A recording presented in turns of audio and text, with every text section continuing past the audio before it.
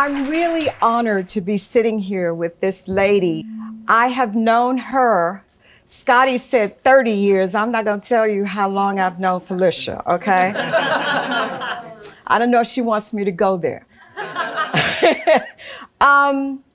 First of all, I consider her a friend. And Phylicia is not a fair weather friend. She's a friend who is there under all circumstances. And to me, that is the most important. And when we decided to do this program tonight, Woman of Distinction, I actually went to the dictionary and I looked up the word distinction. And it said achievement, clearness. And this really describes Phylicia because she's very clear always on what it is she intends to do. There is individuality. Again, this describes Phylicia. It said refinement. And you won't find a more refined lady than Miss Phylicia Rashad. Sensitivity. That too describes Phylicia. The other definition was a condition of being different. It is an honor, it also said under the definition, a privilege of being associated with. And distinction is a title of respect. And one of the ladies that I have the most respect for, please welcome Miss Phylicia Rashad.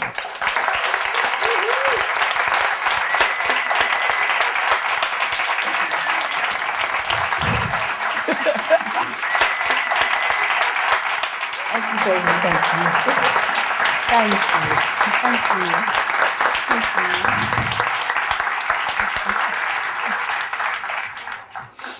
Now, the SAG Foundation is about assisting actors in many different ways. And what better way to assist actors with their craft than to have someone here as our guest who can share with us the things that she's been able to do to get to where she is in her career.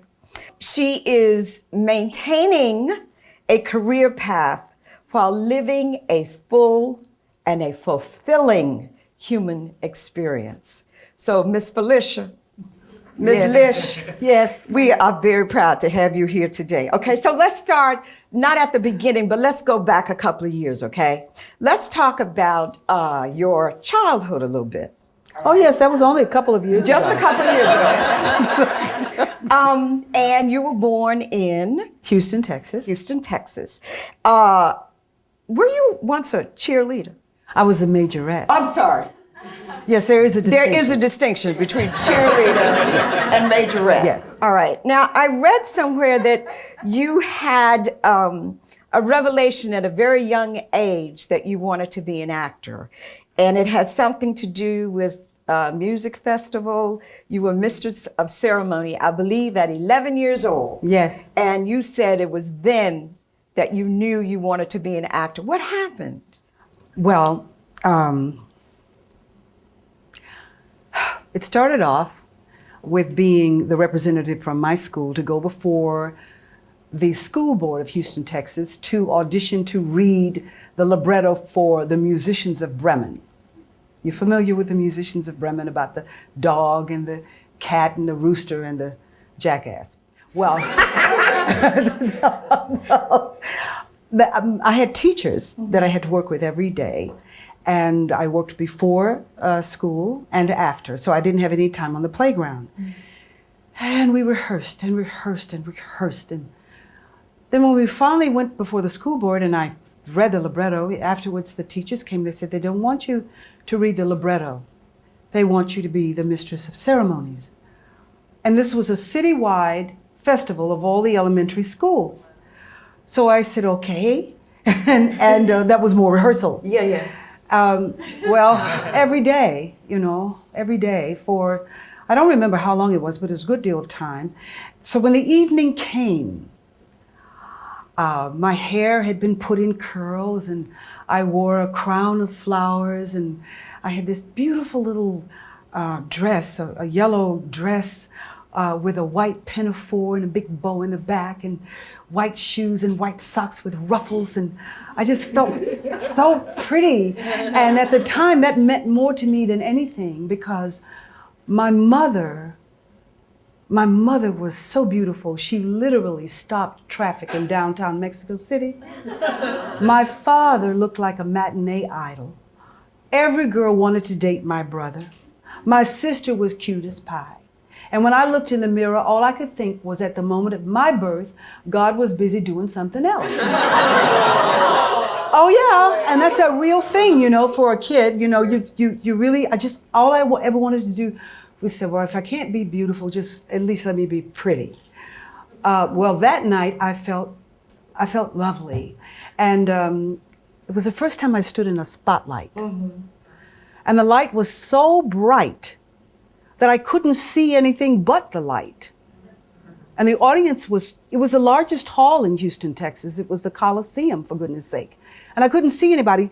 So I stood at the microphone and I talked to the light.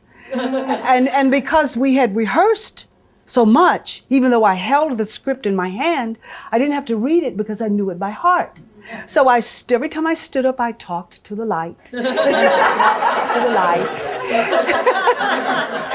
Well, at the end of the evening, when mothers were coming to collect their children, I heard a couple of them say, "Oh, there she is. There's the little girl who spoke so beautifully. Isn't she beautiful?" I heard that. I said, when I grow up, I'm going to be an actress. But I'll play in the light and be beautiful all the time. But what I didn't understand, and I wouldn't be able to articulate for many years later, was the beauty that I experienced. Didn't have anything to do with what I was wearing or what I looked like. Mm-hmm. It was the beauty of communicating from the heart. Mm-hmm. And that's really the real reason to be an actor. Mm-hmm. Now, would you say that that has been your creed throughout your career, to be able to, no matter the character, to be able to communicate from the heart? Yeah, that's what I look for in every character. In developing a character, I want to find the heart of that character. I want to experience the heart of that human being, right, whomever that human being is. Right.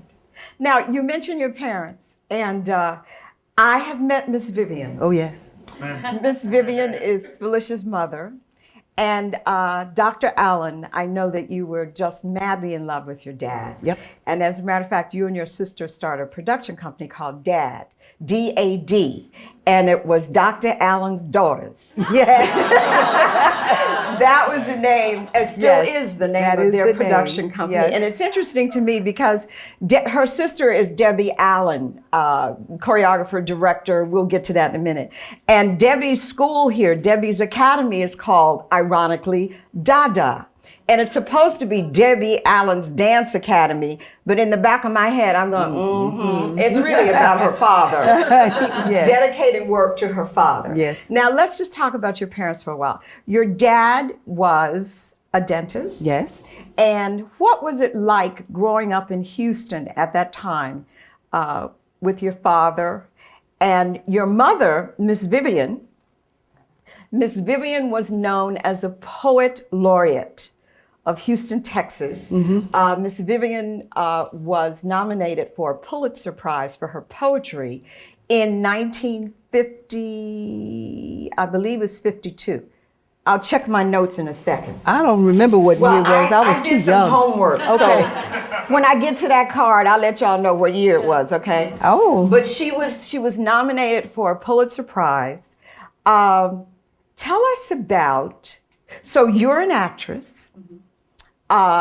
Debbie is a director, choreographer, dancer, all that.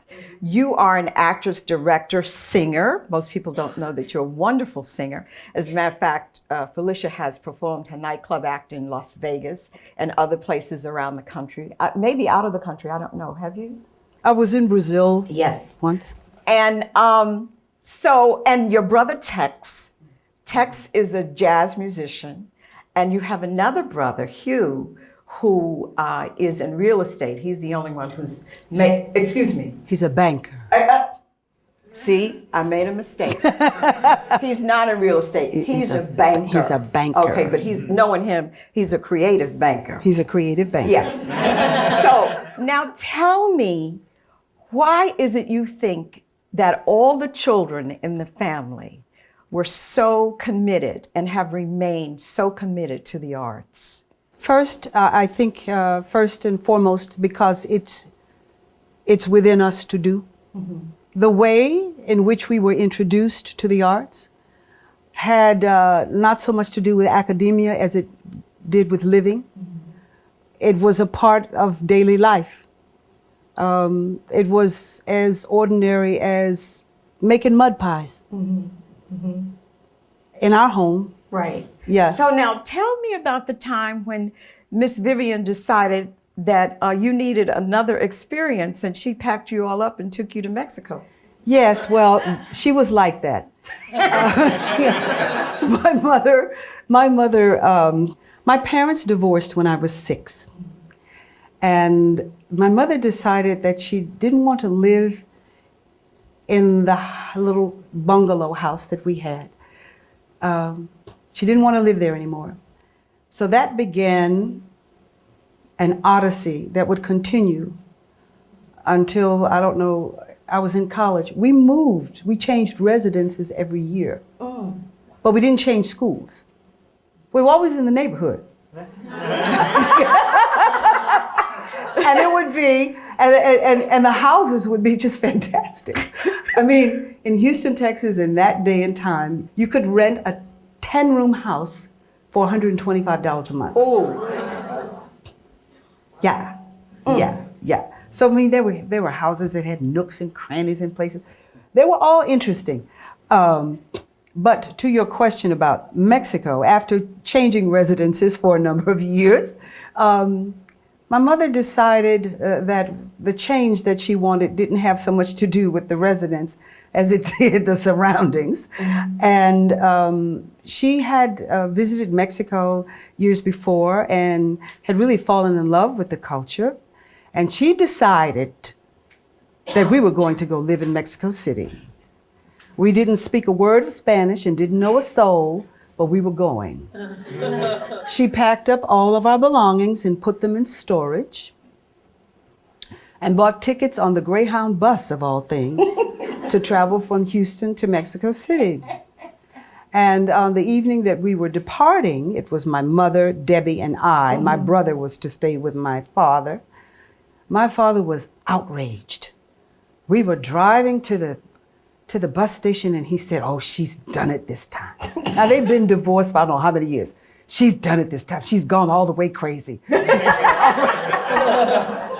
He said, "I just ought to take this car and just drive to Fanny's." That was my great aunt in Louisiana. Mm-hmm. "I just need to drive all the way to Fanny's. That's what I should do." Meanwhile, my mother's at the bus station. "Oh my God. He's taking the children to Louisiana. They're not coming." So we get on the bus, and I'm very upset with this because I was 13 years old, beginning the 8th grade. Now, it's very important you understand. There was football season coming up, and I was going to try for a cheerleader. And I was really annoyed with my mother for this bright idea. So I decided I was going to make her pay. I was going on a hunger strike. Oh. I said, "I'll starve myself to death and she'll be sorry."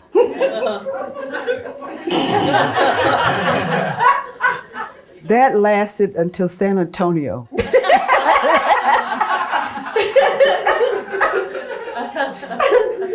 And then I ate everything I could get my hands on. It was a wonderful experience. Yeah. You learned Spanish? I learned Spanish. I lived in an international city. It was a time of legal segregation in this country. And all of a sudden, the world was so much bigger. Right. And plus, and to add on to which, keeping faithful to her creed. We were not going to live in one residence. We changed residences every month. We lived in Hotel Texas for the first month. Then we moved to Colonia de Villa Estrella, and we lived with a family who didn't speak English. And then we moved back to downtown Mexico again, and had an apartment in a building, and in which we experienced our first earthquake in the middle of the night. And then for our last month, she decided to give us a treat. And we moved to Colonia de Coyoacan, and this is a very ritzy area of the city. And we had this penthouse apartment, and early in the morning, and at sundown, at sunrise and at sunset, we could look across and see Popocatépetl and the mountain, the Sleeping Lady. When we lived with the Mexican family, one of the members of that family was a member of Ballet Folklorico. Yes. And so every Sunday we would go to Palacio de Bellas Artes, and we would enjoy Ballet Folklorico. And because we were living with this family, we could just go in. Yes. You know, so that was quite an experience. I remember many Sundays in Chapultepec Park, in Carlotta's castle, learning about Carlotta and Maximilian and Benito Juarez and Pancho Villa, and Diego Rivera's paintings in the governor's palace, and that great square that's kind of sunken down with the National Cathedral. And in subsequent visits, they discovered while we were away, while drilling to make a subway, they discovered El Templo Mayor, the major Aztec temple. I always felt connected to Mexico after that, realizing that the history and the cultural heritage of this country is vast and much greater than most Americans understand and appreciate it to be. If we really understood the truth of this culture, we'd be begging the people to come and live here and bring the best of what there is with them. Now, you obviously had a very rich and diverse childhood. Tell me a little bit about your children. Oh, well, you know, we're having this little episode right now. We're talking about how difficult it is to be the children of Debbie. I was in Debbie's kitchen last night, and we were getting this lecture from my nephew about how difficult it is to be the children of. And I'm looking at him thinking, boy, have you lost your mind? You lost your very mind. My children are I love them. I treasure them. They are life's greatest gift to me. You remember when I have to call him that. No, I can't call him that. I have to call him Bill. Bill. Can't even call him Billy anymore. No, you have to call him Bill. Bill. He's a man. You have to call him Bill. Don't want to offend him. But when he was very young, 6 months old, Hattie and I were in a production together at the Negro Ensemble Company. And I brought him to work every day. As a matter of fact, he would sit in the stroller and watch us rehearse. There was a playpen that I brought to work to the theater and had him back there. He'd be in the playpen, and you were so gracious because we had this little tiny dressing room. I understand it better now, but I didn't understand it then. You were so gracious. You never complained. You never made a fuss. You were so gentle and so kind with him and with me, because that was a big deal for me. He was my firstborn, and at the time of my pregnancy, the musical Raisin was going up. And I received a call from Bob Nemiroff asking me to come and audition for Beneatha, because I had done the touring company of To Be Young, Gifted, and Black. And I said, oh, I'm great with child, but I have a sister that you should possibly look at. And Debbie was cast in the chorus. And while they were in Washington, D.C., the actress who was playing the role decided to get lovely which he never should have done with Debbie as an understudy, and not come in one day, and they saw Debbie perform and told her, we'll pay you not to come back. So as this show was opening on Broadway, I was giving birth. My mother came to see me, and she held my son and she looked at me and she said, Phylicia, you will never do anything more important than this. She said, I know you think that you're behind, but trust me, you are ahead. And it would be a little time before I realized that. I was so eager and so anxious to return to acting. My son was only 6 months old, and there I was earning $125 a week. Yes, we were. For the sake of being on stage. It's really difficult. When I think about my son's childhood, I am so grateful for his patience and his understanding. He was with me every step of the way. 2 years later, when I would go into the Wiz, he went with me to the audition. He was in the stroller. And when we would rehearse, when we would have understudy rehearsals, and I was rehearsing the role of Glenda, the role that I understudied, I would be holding his hand, and he'd be walking down the steps of the pyramid with me as I sang that song. And Jeffrey Holder, bless his heart, allowed it because he understood how important it was for people to continue in their artistic process and be parents as well, and to be supported properly. Now, Phylicia, what do you think is the role of art in our lives? We have, the majority of these people here, of course, are in the industry. We have a lot of people that may be watching the stream. What do you think the role of art? And I ask that question because sometimes I think we may forget the original reason why we began in this business. And for most of us, it began with a love, an exploration. And then when success comes, sometimes we tend to go for the success rather than continuing our process of learning. So what do you think the role of art is in our lives and in the world? All forms of art began as worship. All of them. And art does connect us to the divinity within our own selves. It's just as simple as that. It's the truth. Through art, we can understand so many things that politics will never allow us to. And sometimes that religion, even with the best of intentions, obstructs or prohibits. Through art, we connect not only with the highest principles within our own selves, but with the hearts of others, people whose names and faces we'll never know. Through art, we are challenged to consider ourselves, our points of view, those concepts that we embrace or reject.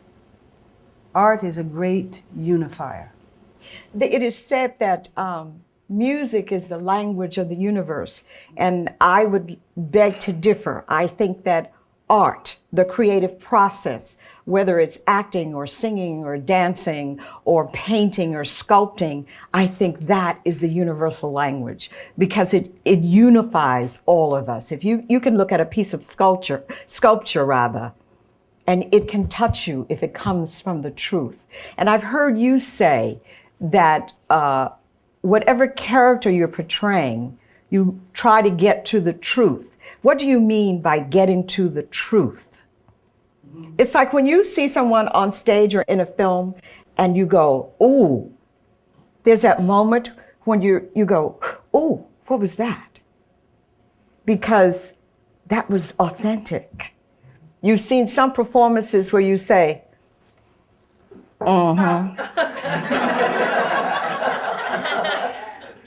or you say,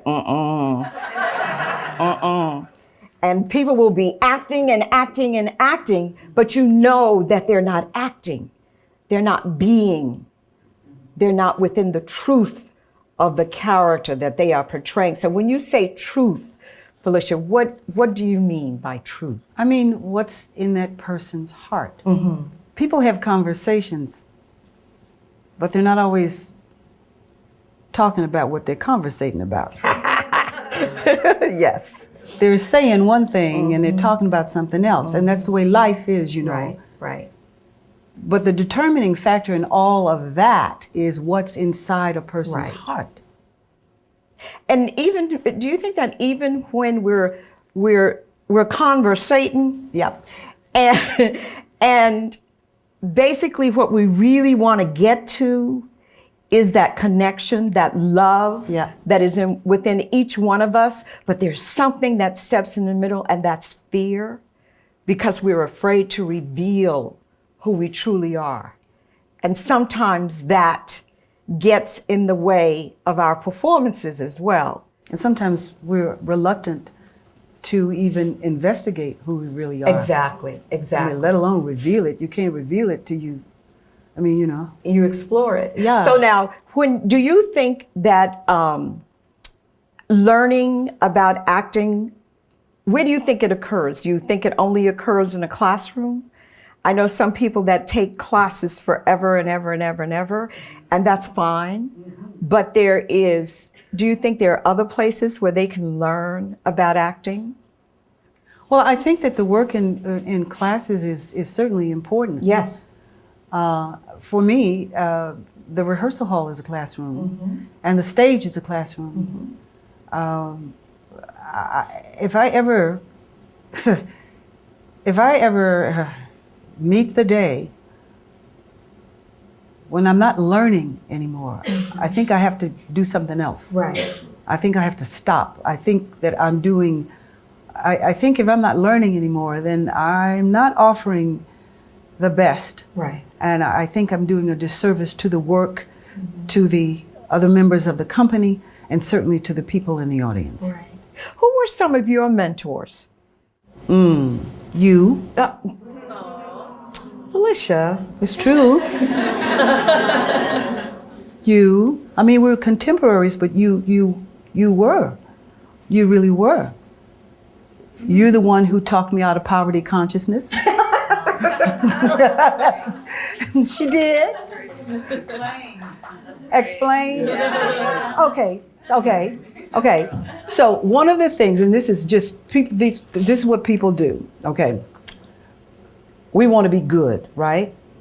So we want to embrace lofty ideas, right? And one of the loftiest ideas that an actor can embrace is suffering for one's art. No, I don't want any money. No. Oh, isn't that just awful fame? No, I don't want any of that. I just want to act. That's all I really want to do.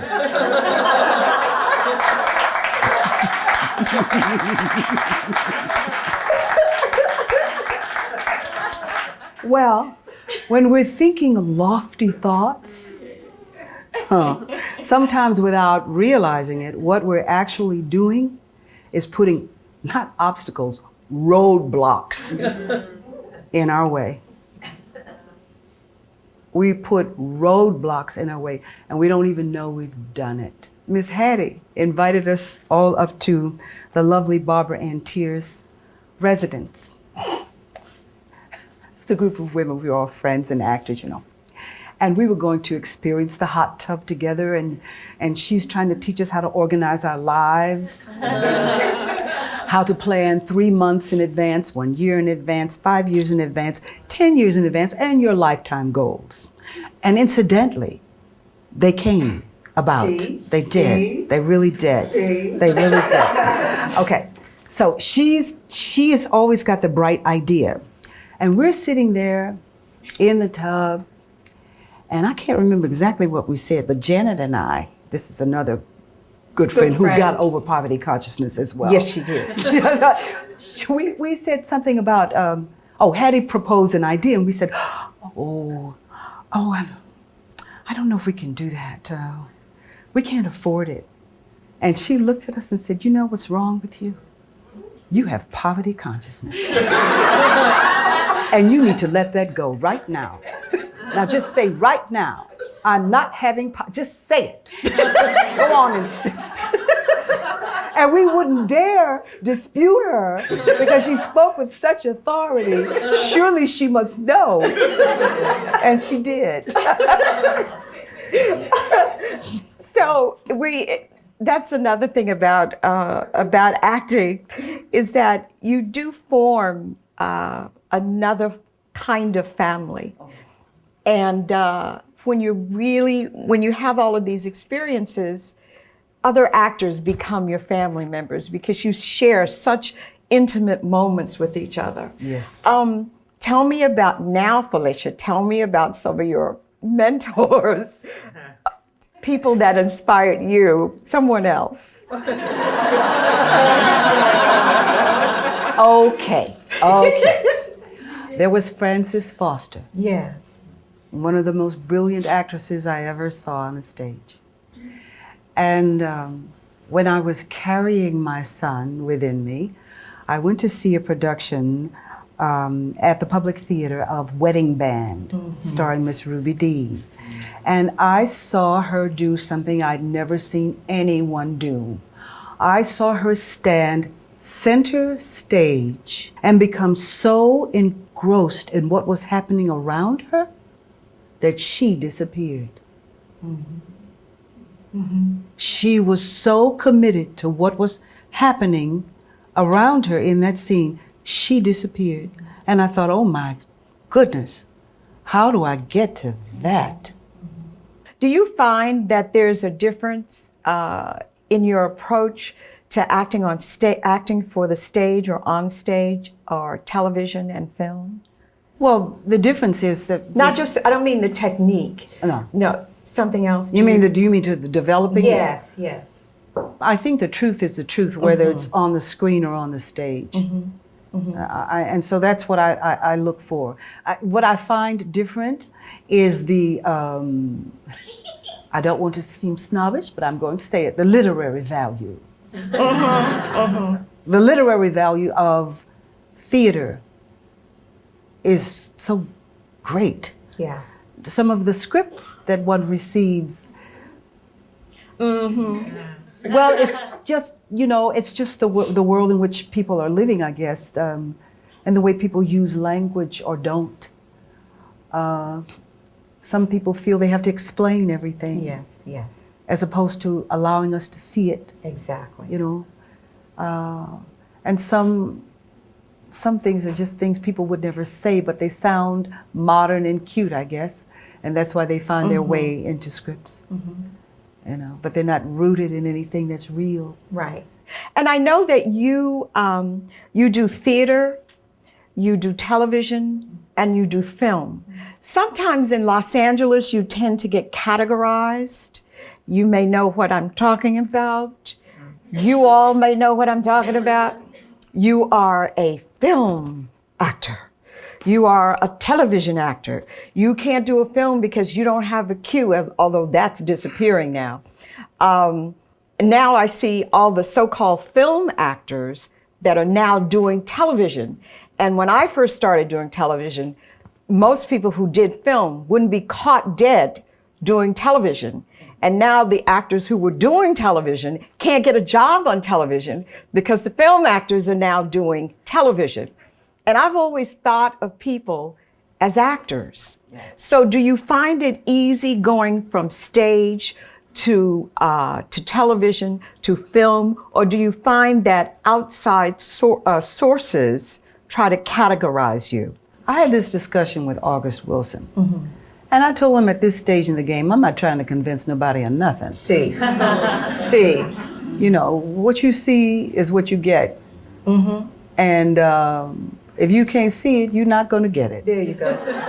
But there you go.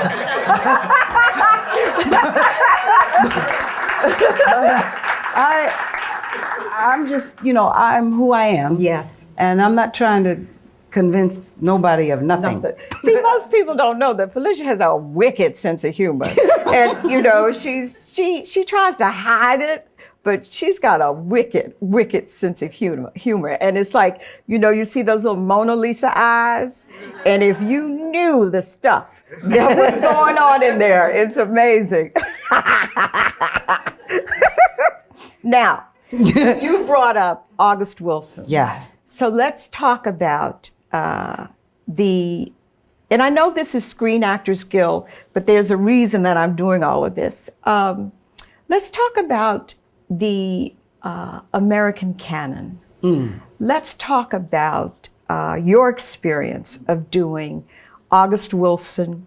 You've done most of the classics. I mean, you've done some incredible theater work. Was it 2004 when you received the Tony? Yes, the first African American.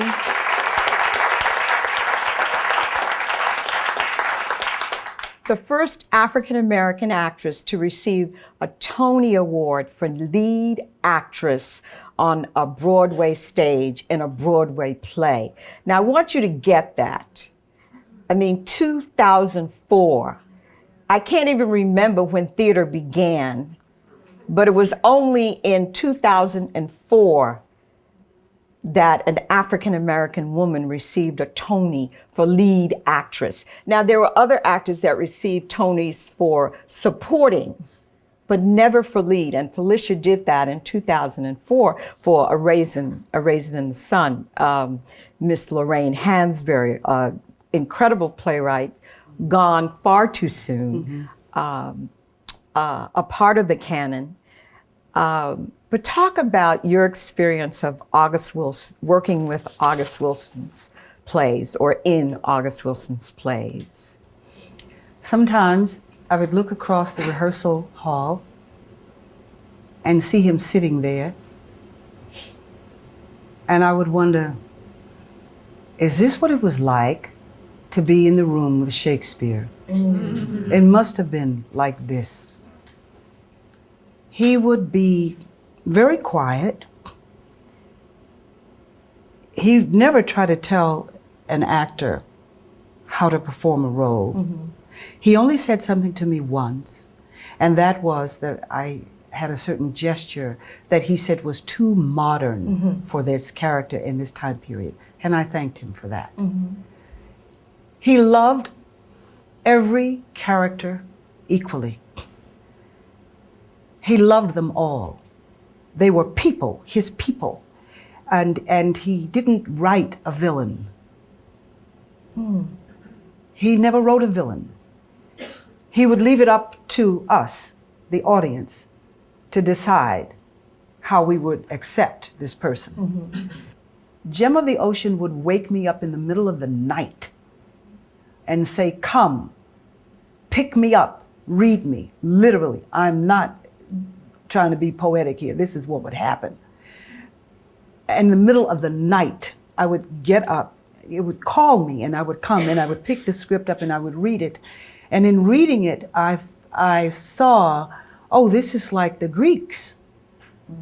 You have to learn this text exactly as it is written, because like the Greeks, this is rhythmic. If you interpolate words, or if you miss a phrase, you've changed and altered the rhythm. And if you change and alter the rhythm, you missed. And if you missed, the audience misses, even if they're unaware of it. And there's something inside you that sinks a little bit. Because it is inspired writing. One night in performing Jim of the Ocean, I was sitting off stage listening. And as I listened to the characters on stage speaking, they became drums. And each drum had a different rhythm. And all of those rhythms combined to create this symphony of sound and emotion and feeling and thought and being. It was awesome. Yeah. And in portraying Aunt Esther, I can say this is something I wish for every woman, every actress, because you lose vanity and you lose the fear of aging. I'm sorry to interrupt you, but could you tell us a little bit about Aunt Esther for those who don't know? Aunt Esther is a character, well, first of all, this is the first play chronologically of the canon of 10 plays. It takes place in 1904, but it's the 9th play that he wrote. We hear about Aunt Esther in Two Trains Running. We hear about Aunt Esther in Seven Guitars. Aunt Esther is the spiritual head of the community. Aunt Esther holds the memories of all those who have come across the Middle Passage. She holds the memories of all the people, and she is the one who was the spiritual guide for all people in the community. In this particular play, Gem of the Ocean, she wears her memories. They're sewn into her dress. She is memory itself, and she's totally accessible. She is living a life of purpose, ever cognizant of what cannot be seen. Always aware of what is not seen by the eye, and aware of it as being present. And yet she's so accessible. She's the most beautiful woman I've ever been. And you lose the fear of growing older. And how old was Aunt Esther? She was 287 years old. She said, they said I'm 300, but it's 287 by my count. Oh, she was something. She was beautiful. And she was quick. And she wasn't no sweet old lady either. She let you have it. She didn't have time for foolishness. She had stuff to do, and she was going to get it done. And she was watching people, watching how people were behaving, deciding when they were ready to do the thing right, and then she was going to get them. And she was something else. She was and she was a flirt. She was notorious. She was a mess. Now, Phylicia, you said that Aunt Esther was probably the most delicious character that you've ever played. What is there a desire that you have that has not yet been manifested? Oh, there are things that I want to do, but within acting. Within acting, well, after Aunt Esther, I really thought I should retire. I really did, because I couldn't imagine anything else. But then came Lena, and then came Lena from A Raisin in the Sun, and then after all of that, Wanda, Violet Weston in August Osage County. Could you tell us a little bit about that? Because again, woman of distinction, you stepped into a role that was not written for an African American woman, and your family was Caucasian.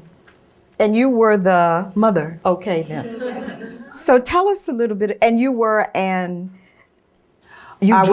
was a problem. I was a problem with problems. The lady was, she was ill, physically and psychologically, and she was a substance abuser, and she drank, and she made life awful for everybody, because she felt that everybody had made life awful for her, and they were not going to get away unscathed. She liked to live in the dark. She had blacked out all the windows of the house, and shut all the windows, hot as it was. She She was a character that I wouldn't allow to come past the edge of the stage. Gotcha. She couldn't even come up in the dressing room, okay? Mm-hmm. I had to learn to work a different way with that one because I said, this is too dangerous. You know, this is this one. Some people, you hear about people going off when they play some of these people. Yeah, you understood. I said, I'm not going to even chance it.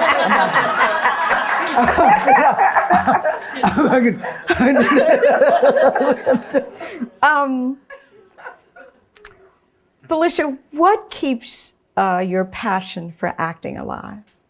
People and life itself. People and life itself. My mother says that we are magic people. She says we create something out of nothing. It's wonderful to be a magic person and to find magic and to find it again and again and again and again and again. Yes. Because truthfully speaking, life is magical. Yes, it is. Every moment of it is magical. The universe that we live in is magical. It's all magic. When you consider it just on a physical level, where'd this come from? How'd this get here? What is holding this together? Ah, that's somebody's magic. That is magical. Yes. Yes. Okay, so now how do you've been doing this for quite a number of years. You're still passionate about it. How do you continue to grow? What do you do to continue to grow in your craft? Or do you find that each experience adds to that growth? Each experience adds to that growth. Okay. I enjoy witnessing the work of others. I read, and I practice meditation.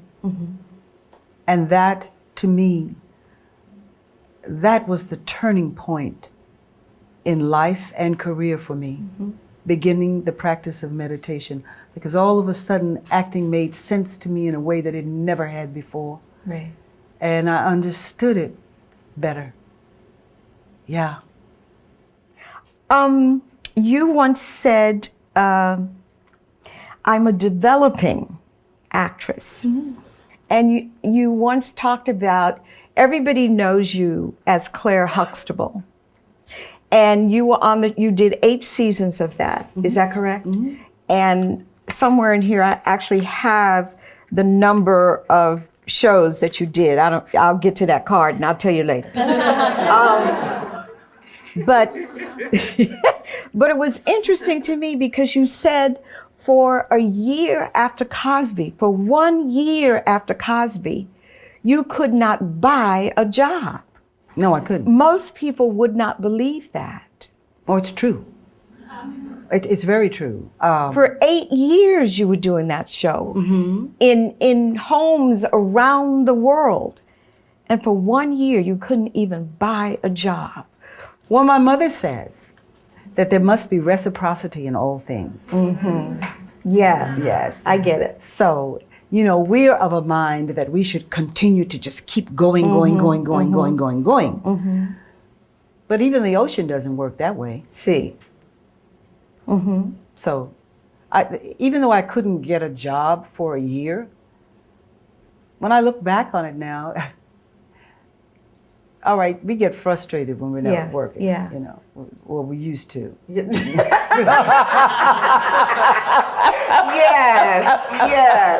Oh, yeah, we used to be really, it wasn't such a bad idea to have a year off. Right. Because, well, I never really take it off completely. I mean, there's classes I go to. So I got to take voice classes and go to Alexander Technique and Pilates and, take some ballet and do all those lovely things that we do to keep ourselves ready. Tell me about quilting. Quilting is lovely, yes. Quilting is lovely. I was performing in Hartford, Connecticut when I met Edjanetta Miller, who was one of the founders of the National Network of African American Women Quilters.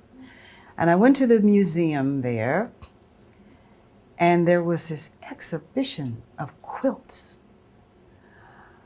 I had never seen or imagined quilts in that way before. It was just art, just stories. It was like painting, some of it, but all with fabric. So I went over to her house one day, and she began to show me about quilting, and I kind of liked stitching those little pieces of fabric together without any rhyme or reason at first, the crazy quilt, they call it. And I liked it. And I like it a lot. Don't have time for it. Right. But I like it. And see, you wouldn't think of Claire Huxtable quilting, would you? Well, Claire Huxtable didn't quilt. But Phylicia does. Phylicia does. When she can, she does. And I was going to ask you what you did between jobs. You just said you continue to grow, you continue to train. You take your dance classes, your acting classes, your Pilates, your whatever. Now, I want you to tell us a little bit about the process that you went through to get the job on the Cosby Show. Your agent calls you and they say, we have this audition for you. And then? Well, and the reason I'm asking this question, Phylicia, is that most people don't think about that. They think about the fact that you are on television. Oh, yeah. And nobody thinks about what happens prior to that first episode. They don't even think about the pilot. So what happened? Your agent calls you and says, Phylicia, here's Adam. Yes. You have an audition at NBC Studios on such and such a day for this new show with Bill Cosby. And you're going to audition for the role of the mother. And they sent me the script, or that I went and got the side back in those days. They didn't email them to you.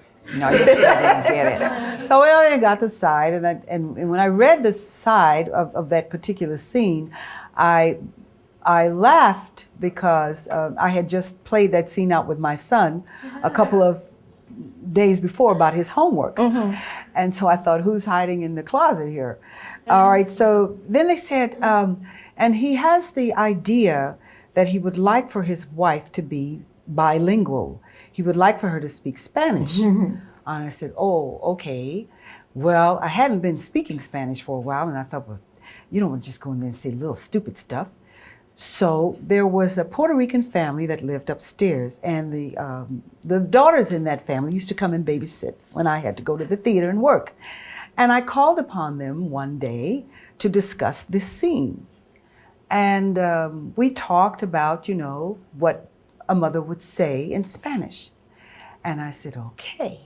So I wrote it down and I practiced it. So it's flowing on the tongue. I understood what it meant.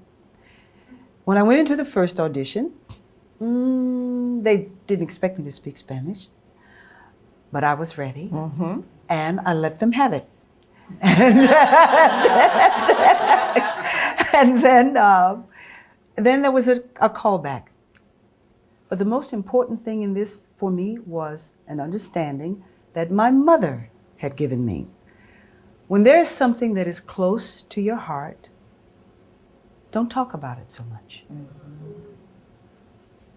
So no one knew that I was auditioning for this particular role that everybody was auditioning for. Everybody. I never saw anybody when I went there, Grace. I never talked about it. I understood that I wasn't to talk about it. And it wasn't until I'd gone through 2 rounds of auditions and was told that, well, you're going to fly out to LA for the final audition, that anyone knew, and that would be my mother, because she came to be with my son. And when I flew to LA, I still didn't tell anybody. I had to make an investment in some luggage.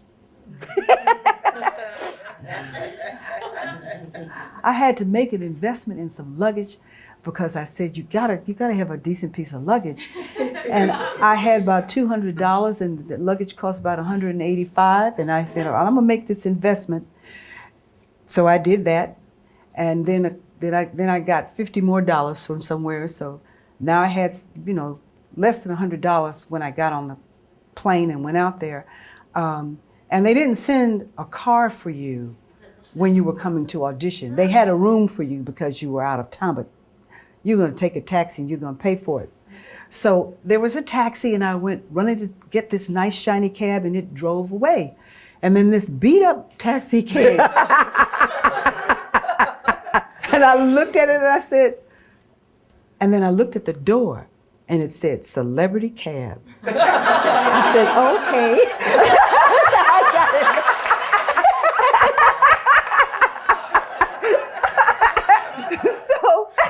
So the next morning when I woke up, I was sitting for meditation, and the prayer in my heart was to be quiet. Mm-hmm. And I just asked, may I have that? May I have a quiet mind today? Mm-hmm. Just let me be quiet.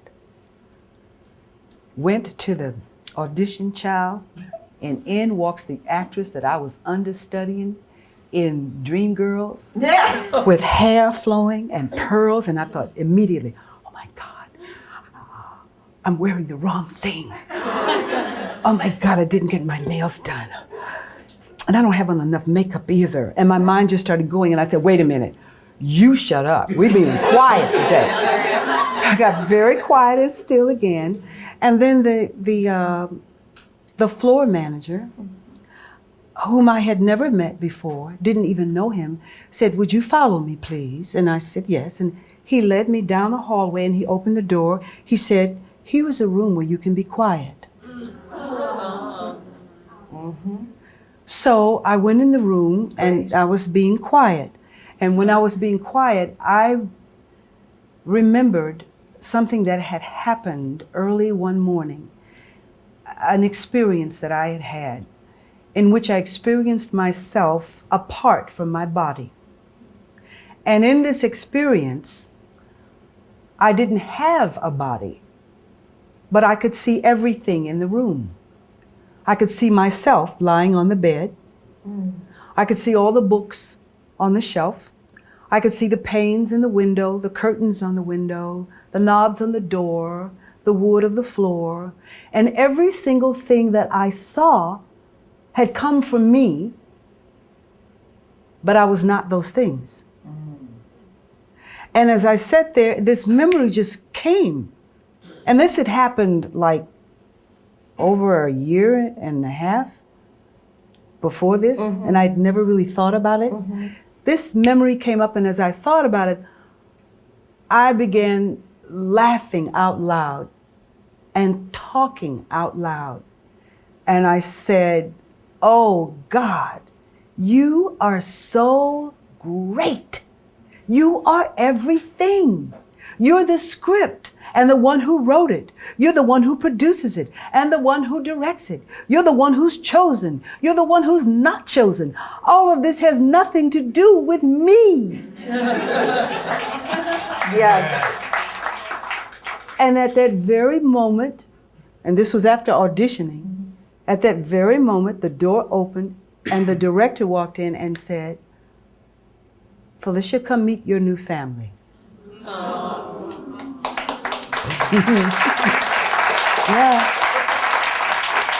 Yeah. That's incredible. Yeah. Incredible. And I think it goes back to the grace, and it goes back to acknowledging the truth of it all. Just knowing who you are.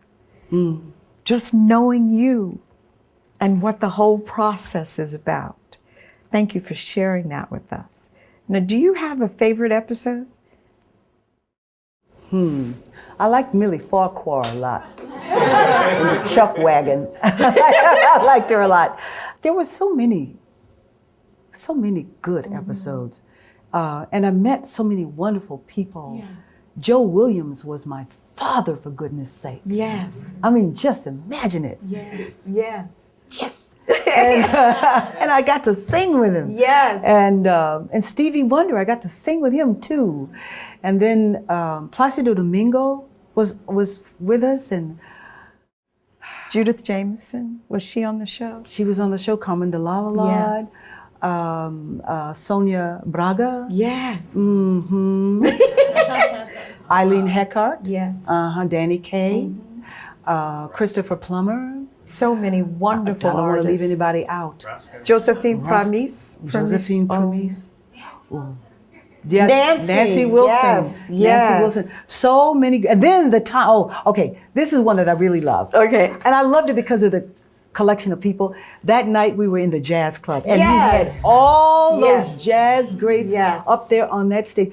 Never in the history of television had there been a show that brought together all these cultural elements as part of life, as everyday life. The art on the walls, the music we listened to. I loved it. Yeah. Now, I have to ask you this question. Yes. What did, you had the privilege of meeting Nelson Mandela, Yeah. and what did he share with you when he first met you about the Cosby Show? He thanked me. He said, I want to thank you for that show. He said, when I was on Robben's Island, I would watch that show with my guard, and it softened him. Isn't that wonderful? That's incredible. That's art, isn't Yes, it? it is. Yes, it is. There have been so many mothers in your life. Medea,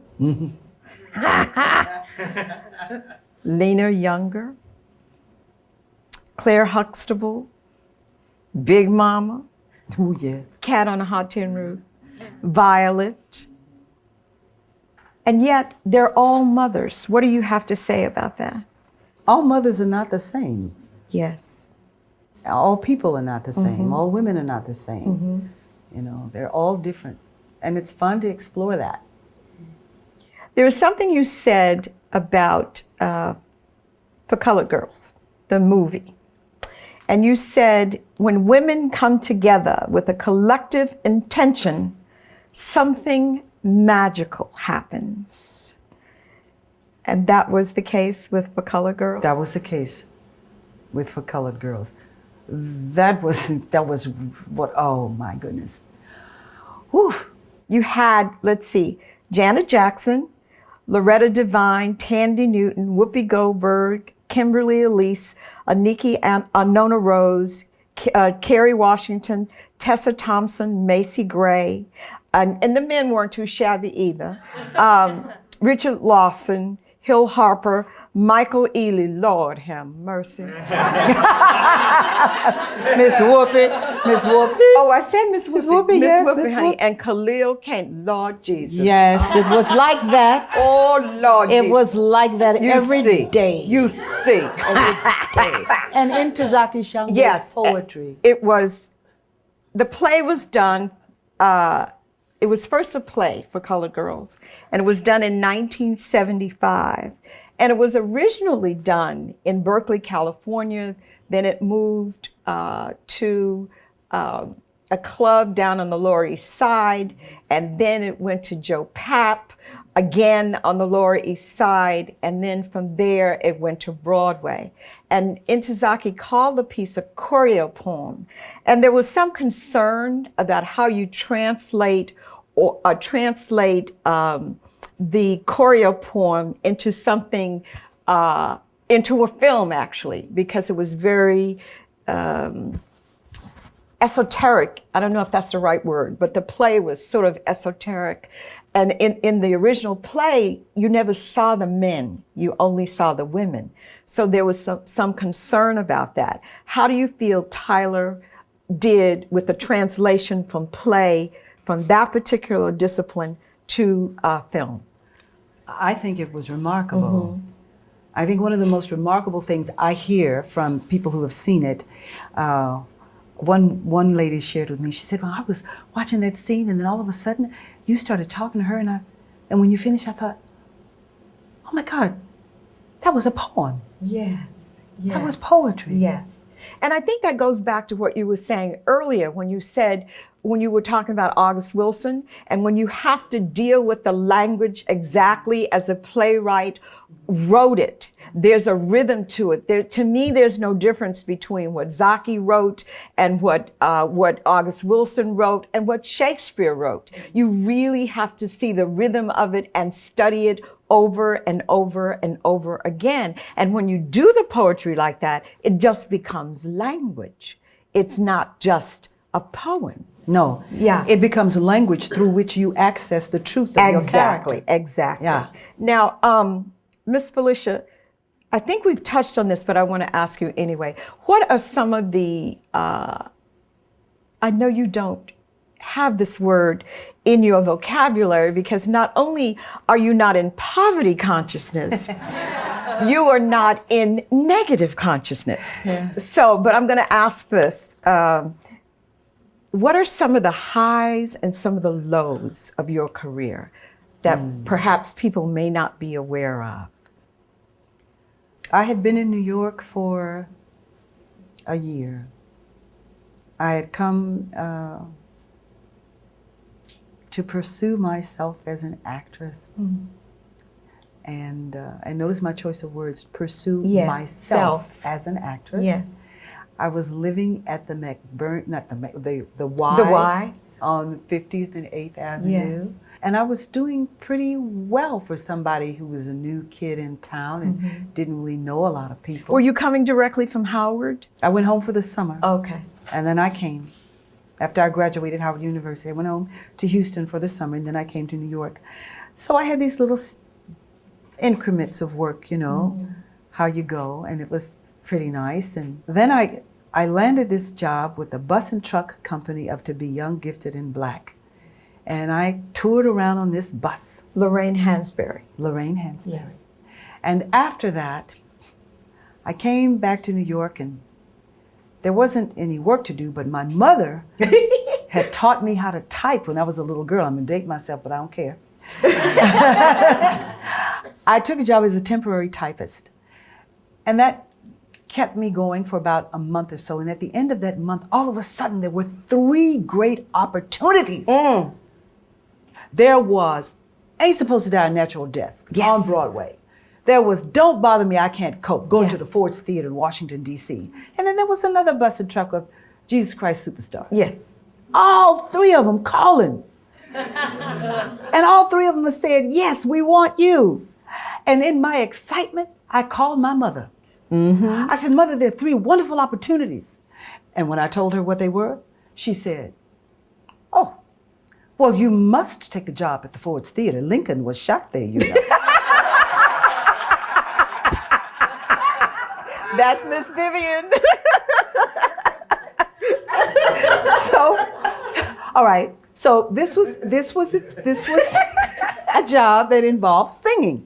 And at that time, I hadn't had voice lessons. I studied viola, I studied piano, I studied guitar, and I knew music, but I hadn't really trained the voice. So my voice was kind of small, but Lincoln was shot there, you know. So I accepted that job. I didn't make my own choice. Yes. I allowed someone else to make it for me. Darling, I had always been number 1. Always placing first in any competition. I got fired from that job. I got fired from that job because my voice was so little and tight and singing all loud without knowing how to do it properly. Darling, I lasted about a week. I came to work one day and they said, well, we will call you and tell you your rehearsal schedule when we need you. And I thought that was odd. And I said, okay. And then when I did call back, they said, well, we're letting you go. And I said, you're letting me go? They said, yes. 2 things were happening here. I was not number 1, but then there was something else happening here. They were gonna let me go without paying me any money. And I said, I don't think so. I had to stand up for myself. Yes. And I did, and they ended up paying me a whole lot more than they thought they had to because the union said. Come on now. But that didn't help so much. I felt like the earth had been snatched from beneath my feet. Literally, it felt as if I was walking on the top of an ocean. And everything around me looked like it would just fall down at any moment. And my mother was so concerned. She said, come home. You can come home and work in the museum with me, and everything will be fine. And I said, no, I'm going to stay right here. I'm going to stay right here. A couple of months passed, and there was some little modeling job that allowed me to live for those couple of months. It was an empty time. I've never felt so empty in all my life. And then Gilbert Moses, who was directing Ain't Supposed to Die a Natural Death, was going to direct another play. And I received a call to come and audition. And I went and auditioned, and I was cast in that play. And then after that play, I was cast in Ed Bullen's The Duplex at Lincoln Center. And then after that, I got to be an understudy in Ain't Supposed to Die a Natural Death and play 3 roles. There you go. So it came around, and I learned that when things look bleak, when it looks like all is lost, it isn't really lost. Especially if you're holding on to that truth inside yourself, that this is in me to do. I love this. This is within me to do, and I must do it. Yes. It comes around another way, and I ended up working in that play and some others as well. And that would happen to me 2 more times. Which kind of leads me into this question I want to ask you. It's Maya Angelou says that every woman should know where to go, be it to her best friend's kitchen table or a charming inn in the woods, when her soul needs soothing. Where do you go when your soul needs soothing? I turn to friends. I do. Oh, I spend a lot of time alone. You know that about me. Yes, I do. You're very private. I spend a lot of time alone. But I turn to friends. Friends are so beautiful to have. People who know and love you as yourself. Who are not really interested in knowing all of the particulars, who just want to know you. They don't particularly care about what happened or how it happened. What they're really interested in is, are you all right? Yeah. And I'm lucky because I've got some friends like that. Could you tell us, I'm gonna say some films, okay? Okay. And I want you to just give me 1 sentence of what you took away from each one of those experiences. Okay. Okay. Change of plans. Ooh. I did my homework. Okay. You certainly did. Change of plans, what I took away from change of plans was that maturity does afford us ease. Okay. For Colored Girls? Colored Girls was about gratitude. Gratitude for my mother beyond that which I had already understood and felt. Because of my mother, I grew up with poetry. Because of my mother, I have a regard for poetry, and I would say a camaraderie with it. Poetry. Yes, yeah. with poetry. Okay. Just Right? Just Right was just fun. Just fun. Okay, Frankie and Alice. Oh my goodness. Halle Berry is the most exquisite human being. When she embraces you, you feel that you've been held by a bird's feathers. She is so light in her being and yet so deep in her thought. It was wonderful. Fabulous. Now I'm going to, I'm not sure how much time we have. So the audience was kind enough to give us some questions. So before I start asking the rest of my questions, I want to make sure I get things in from the audience. And this is from Rich. In today's society, the word icon is thrown around from the Cosby Show to stage to most recently Frankie and Alice. You really are an icon to all Americans and people worldwide. What does that feel like, and does that impact how you approach your work and life? Well, first of all, thank you for that consideration. When I am cleaning out the litter box, I don't feel like an icon. You know, I don't think about it. And my mother says, "Oh, Phylicia, you just don't see yourself the way other people do." And I guess I don't, because I don't see myself as an icon. I really do see myself as someone who wants to continue to grow and learn and be with people and meet new people and work with people. And I don't consider myself an icon. I don't know how to think like that. Tawana, I believe. Can you speak of an instance when you took an unconventional road to get a job or play a character you felt really passionate about? An unconventional? No. Okay.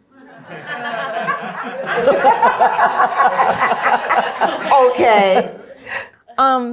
What is the best, this is from, I think, Audrey. What is the best advice you can give to an aspiring actor? Believe. Believe in what you're doing. Believe in it. And be open. When we begin our careers as actors, we always think of what we have to do as actors, you know? What we're going to do, how we're going to do. Believe and be open and learn to live in your roles. Try to find out what that's like. Can you tell us about your transition into directing? And what's been the most challenging part and the easiest? The easiest part was saying yes. The most challenging part was getting it done.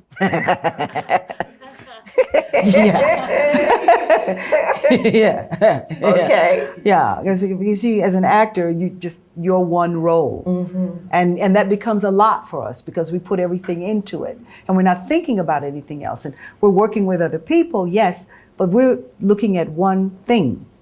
As director, the director has to develop and hold a vision of the entire work, and then galvanize all of the creative energies involved to move in alignment with that vision while allowing space for the creative elements to create within the vision. It's an interesting task. Do you keep in touch with all your TV children? Do they seek you out maternally? No, child, they do not. Those children have their own mothers. No.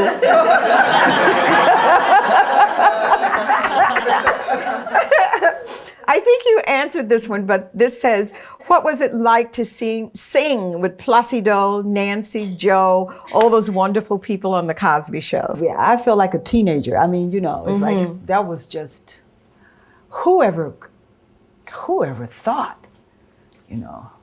So that was a dream you didn't even think to dream. That was magic. That was magic. Yeah. How did the impact of the Cosby Show affect you as a mother? I learned that there was humor in my son's behavior.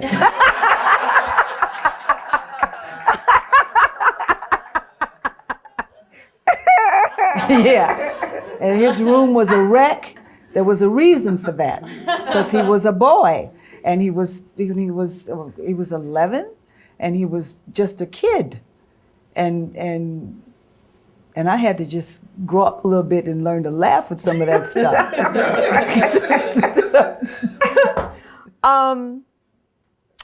How was it directing Gem of the Ocean versus playing Aunt Esther? Well, it was the same thing again when I talk about having to hold a vision for the entire piece. And this was happening in Seattle where August lived. This play had not been presented on that stage, and it was, when you haven't done something before and you're asked to do it, there's that little seed in your mind that says, do I really know how to do this? Mm-hmm. And it was Constanza Romero, August Wilson's wife, who asked me to direct it. And I couldn't believe that I was being asked to direct it.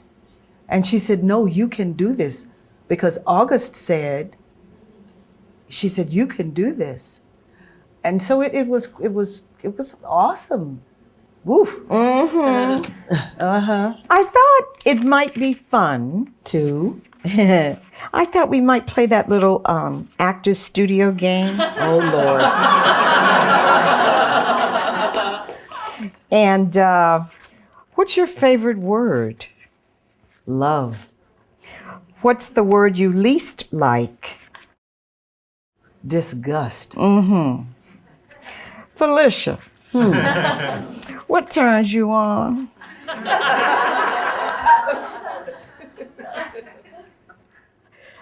A full moon. Okay. On a warm summer night. All right. I believe it. In my infinity tub, the candles lit, and the curtains pulled back, and the window open. I'm loving that. And what turns you off? Rudeness. What sound do you love? I like the sound of water. You can do it, God. What sound do you hate? I know you don't hate, but that some sounds are annoying. Mm-hmm. What sound annoys you? Some of that music that they're playing these days is annoying. I don't mean to cast aspersion, but some of that stuff is. What is your favorite curse word? Damn. I like this one. What profession other than yours would you attempt? Pediatrics. Very interesting. What profession would you not like to do? Bartending.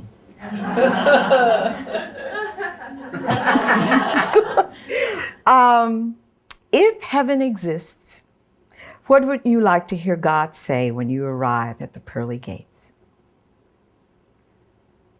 Didn't you know? You've been here all the time.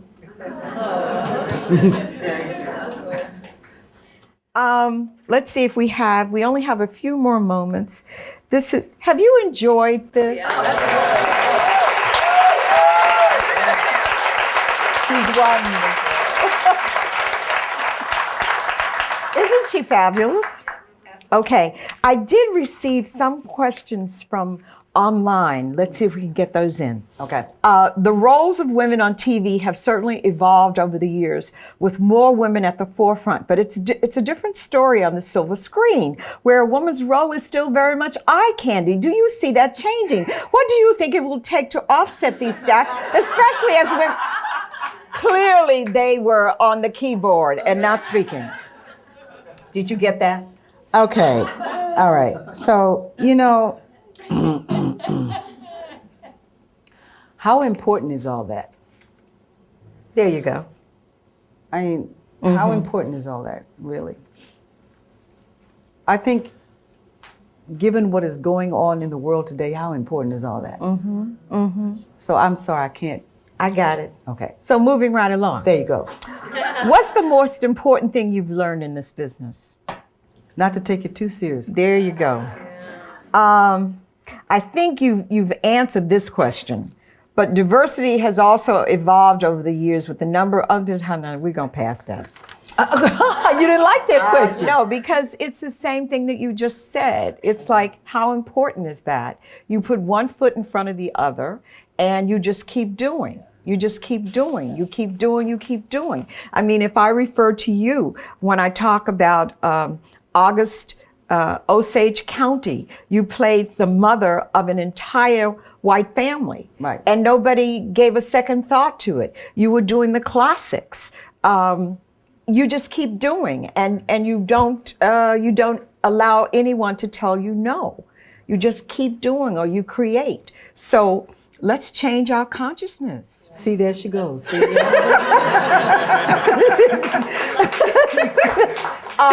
Could you share with us some of the moments in your present experience as the director of A Raisin in the Sun here in LA?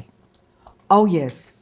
There was so much magic for me in this, so much discovery.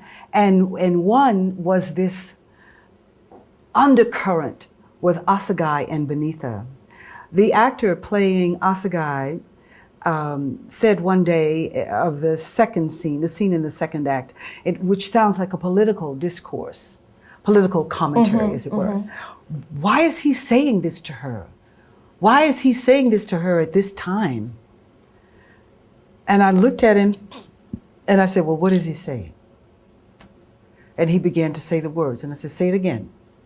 And he said it again. And I said, okay. And what else is he saying? And he said this, that, and the other. And I said, okay. I said, well, what just happened? And he said, well, they lost the money. And I said, that's right. And what's wrong with her now? And I said, well, if you say these same lines of this political discourse, but if this is fueled with your passion for her, it becomes something different, doesn't it? And he thought about it. He said, yes, it does. I said, so now say it. But it was wonderful for me to discover that, because it allowed me to look more deeply at the context of the entire play and to see how Lorraine Hansberg really was a genius. She takes this story of a family, 3 generations of a family living in a cramped apartment, the death of the father, the expectation of this arrival of money, what could be done with it, what would be done with it, what people would want to do with it, all of these different points of view. She takes this story and in the context of this story, she lays so many lessons. It is unbelievable. She speaks to the politics of money, and what's happening today, the takers and the tooken. Oh, was it ever more profound than it is today, children? Please tell me, I'd like to know. And some of us are always getting tooken. Yes. Why? Consciousness. Consciousness. She speaks to us about that. She speaks to us about the future of African nations, developing African nations. It's prophetic what he says to her about growing old and holding office, and what he wanted at one time no longer being of use, and he would do terrible things to hold on to his power, to have things his way. All of these things have come to pass. Yes. Then she shows us these relationships, this husband and wife who are constantly missing each other. Yes. They're talking over each other, they're walking past each other.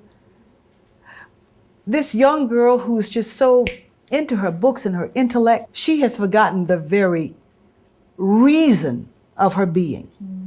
And in the midst of all of this is this mother who doesn't have formal education, who doesn't have worldly ideas or aspirations, but who knows how to love. Yes. She knows how to love so deeply that she knows when to change course. Even if she has an inkling of a doubt about it, the love is so deep. If this is what's got to happen right now, we change course. She knows how to love so deeply that when she experiences the most terrible hurt and anguish possible since the death of her husband, she can forgive. And she can even see deeper into the condition of her son's thinking. Right. That's a lot of love. That's a lot of love. That's a lot of love. That's a lot of love. I mean, One of my favorite lines, and I'll probably say it incorrectly, it's when Walter Lee and Ruth are having a confrontation, and he's raging on, and he's saying, why is it, it's not the eggs line, it's, he's going on and on and on, and Ruth says, would you like some warm milk? Oh. And then he says something very mean to her, and she says, what else can I give you? yeah, yeah. I mean, that was the ultimate expression of love. Yes. I'm giving you everything that I can, even though all I can give you, and I'm giving it to you in some milk, because that's all I have. It was one of my favorite lines. Miss L. Scott Caldwell is starring in Yes. A Raisin in the Sun. It is playing at the Ebony Repertory Theater on Washington Boulevard. I would recommend that you all go and see it. It is a wonderful, wonderful production, and Phylicia has done an exceptional job of directing, so I would really advise you to go. I want to thank all of you for coming. It's been an incredible experience for me, and I love it because I over-prepared. What's new? I have so many more questions for you, Phylicia. I guess you'll just have to come back. And I know, and I really, truly want to say thank you so very much, because when Phylicia leaves, she's going directly to the airport to go back to New York. And as a matter of fact, she was supposed to leave earlier today, and she so graciously agreed to stay so she could do this with us, spend this time with us. So again, I want to say thank you. And I love you.